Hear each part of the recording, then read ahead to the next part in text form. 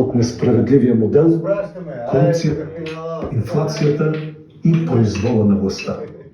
Но протестите показаха също така, че младите българи вече нямат желание да се спасяват поединично, а се задават въпроса как да помогнат на родината.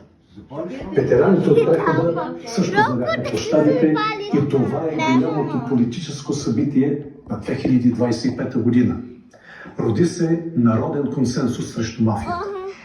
Опитите той да бъде манипулиран с поколенчески интерпретации или чрез вклиняването на други теми не сполучи.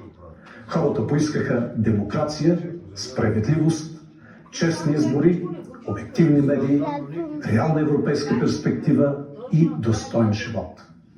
Скъпи съотечественици, предстоят ни избори за парламент, а през есента ще избираме и нов президент.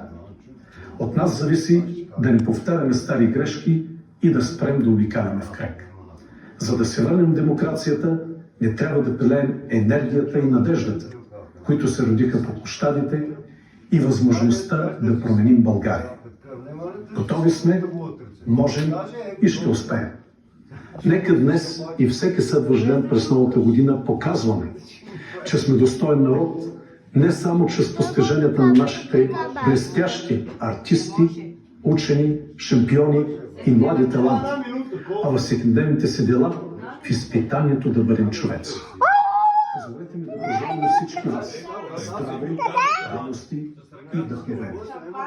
Нека в домовете ви цари мир, любов и благоденствие. В смутни периоди семейството и приятелите са нашето упование. Пожелавам ви те да ви носят уют и подкрепа. Нека следващите месеци сбъднат вашите лични мечти и нашата споделена мечта за мирна, свободна, благоденстваща и справедлива България. Да ни е честита новата!